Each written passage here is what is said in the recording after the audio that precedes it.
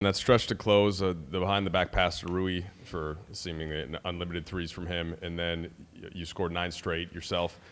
How did those actions come about? What were you reading? What was the conversation on the court, and how did you end up executing like you did? It was really just, playing basketball. Obviously, when you got, guys like Bron and AD, it makes life a little easier. But, it's the games is not the same. It's more physical and stuff like that. But like the little stuff in basketball, stays the same regardless. Regular season, playoffs. So, we closed the game great. And that's really it. Austin, after a couple of those buckets, you ran back toward the bench yelling, "I'm him, I'm him." What was that moment like for you, and just kind of everything that was going on in your head? It's a lot of emotions. You dream about being, on a stage like this. The best basketball players in the world. It's the playoffs, and I got hot late, and have fun. At halftime, I don't know if you guys had a sense for what AD's status was. Memphis had gone on a run. What were the adjustments that were made? Was there anything major? And then, I think you guys end up winning the second half, 69 to 45 or 47 or something like that. Like, what was the big difference? We didn't really know, what, AD's status was. So, we were talking about next man up mentality. If something was, bad wrong with him, thank God that, nothing, major's wrong with him. And it was, it was really just focusing on ourselves. I felt like there was stretches in the first half that we talked about, in halftime that, we kind of let it get away from ourselves. So it was more so about us. Obviously, you make little adjustments here and there, how, the game's going for them as well. But it was more so about us. Were you as calm as a group as it seemed? After halftime and whatnot? Because it didn't seem like anybody was worried or concerned at all. Yeah, they made the run, at the end of the second, and, kind of felt like the game should have been, 10-12, but you look up and it's 6. So it's not like, you're getting beat, like I said, 12, 15, 10, going into half. We led most of the first half. But like I said, the run, you look up, and we played consistent basketball for the most part the first half, and you look up after a run like that, and instead of it being 12 to 15, it's 5-6. So there wasn't really anything to worry about. It's a game of runs, so that was really what was talked about in the locker room.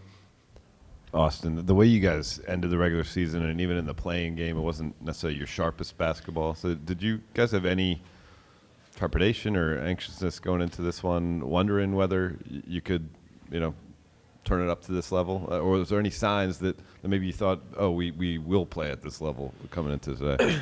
Yeah, I think it really started with AD and Bron's preparation and,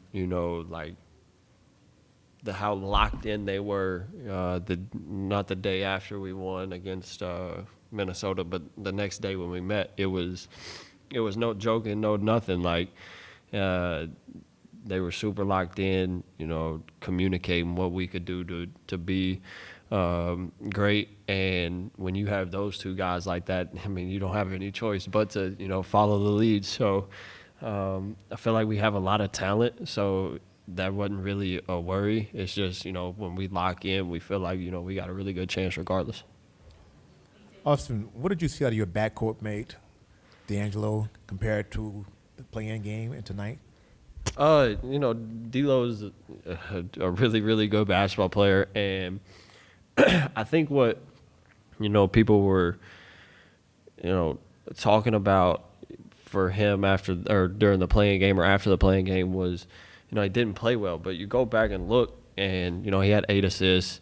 He's so unselfish that carries, a long way for a group. When he comes off a pick and roll, swing, or, you kick it to him for what he has a 3, but, he throws the extra. It goes a long way. So it's not always about what you see, on the stat sheet. And then obviously tonight he was big.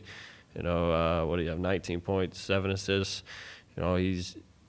like I said, he's really good, and it's not always about what you see on here. It's other stuff too. In the locker room, him instilling confidence in me and the rest of the guys as well. Before you go, our locker room is open if anybody wants to come in, go in, but Rui, AD, and LeBron will be back to the Y'all can take off.